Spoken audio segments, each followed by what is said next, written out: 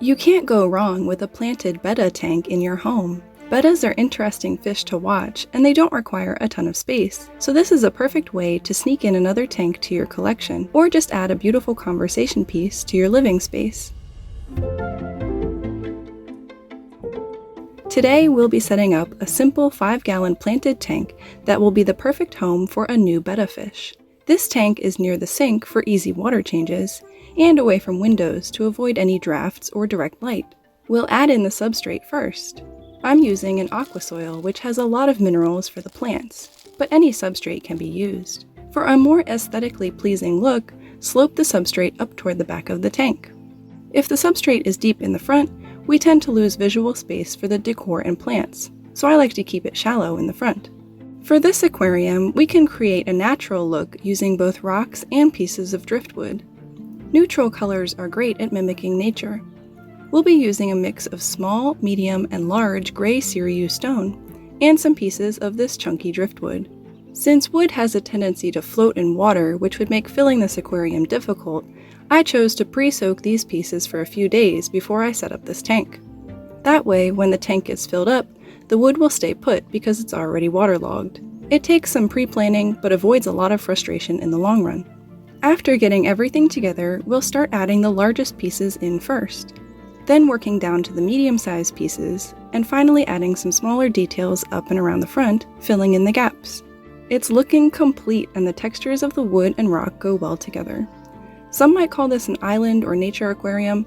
It's probably somewhere in the middle. There aren't any rules to this, so the idea is just to make it visually pleasing for you so you can enjoy looking at it. Now that all the rocks and wood pieces are placed, we can start adding in the plants. One way to make an aquarium look more natural is to use a mix of plants rather than all just one type. This 5-gallon tank will be getting 6 different types of plants. For the background, Vallisneria will be perfect. It will grow new plants along the back and arch over the top of the water as it grows. In the middle, Java fern and Anubias nana petite will live in and around the rocks and wood. It prefers to be attached to the decor rather than buried directly into the substrate. On either side, we'll be adding this cryptocoryne wendtii red for a pop of color. We'll add in this bacopa species in the middle as well. It will need to be trimmed if it gets too tall, but it adds some beautiful texture to the aquarium. Last, some microsword for the front and around the rocks. It'll add a grassy look and remain short and eventually send runners all across the aquarium and become much more lush. To fill out this tank, I like to break down the plants into smaller bunches so that I can get more coverage. The Java fern can be split at the rhizome into smaller plants. Just a few, we don't want to chop it up too much. The Anubias can be done the same way. This one broke easily into 2 medium-sized clumps. I also broke down the crypt so I can plant it on either side of the decor and fill out the sides a bit. And the microsword as well. This one will be spread across the front of the tank to fill out the foreground a little bit and make it look like some grass popped up around the rocks. Using a spray bottle to mist the plants while getting them ready prevents drying out too much, which can cause damage, especially to the fully aquatic plants like Vallisneria. I just give them a spray every so often. For planting, it can be easier to plant into dry substrate rather than a full tank.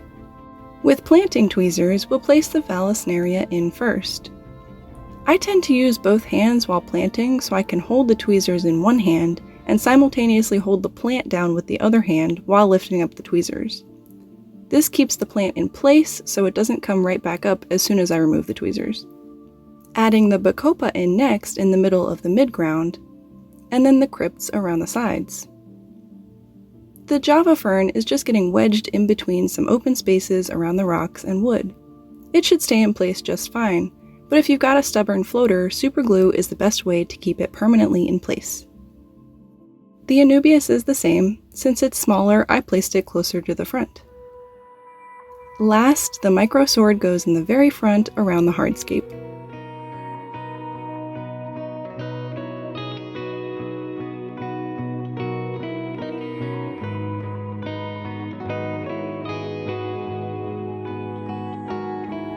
Spraying the plants down one last time while we get ready to flood the tank and get it filled up with water.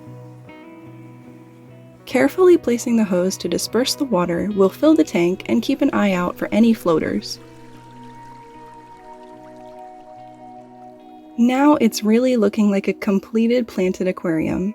It just needs a few pieces of equipment to keep it running consistently. For the plants, we'll need to add a light. This tank will be getting an Aquariumcoop Easy Plant LED. The 16-inch fits perfectly on this standard 5-gallon tank, and it has quite a few brightness settings. This tank doesn't have any demanding plants, and I want to try to avoid algae as much as possible, so it'll be set at half power for about 6 hours per day, which is still probably more than enough for these plants.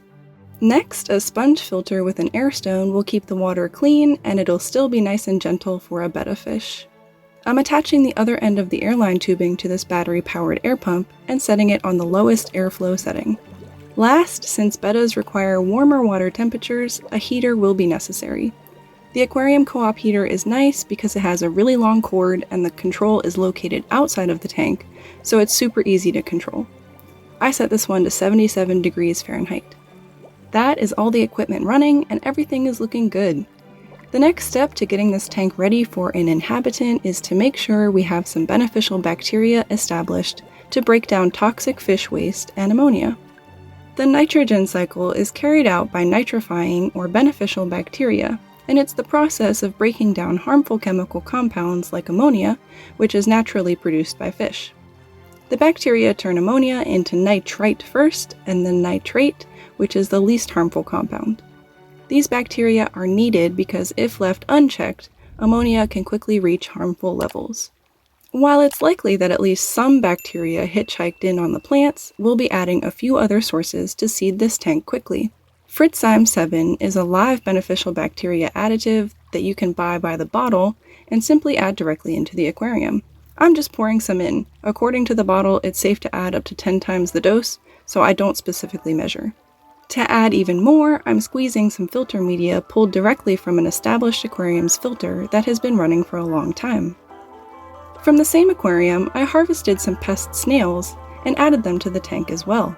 These are pond and ram's horn snails. These snails always come in on the plants anyway, and they'll help the cycle along by feeding the bacteria.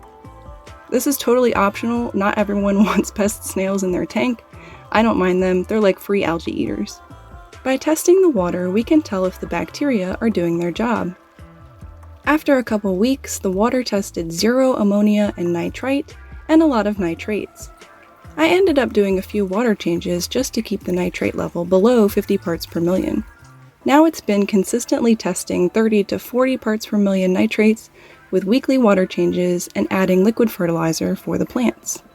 Eventually, we can probably cut back on water changes, but since this tank is still relatively new, and we're trying to avoid excess algae from nutrient buildup while the plants get established, weekly water changes will still be needed for a while.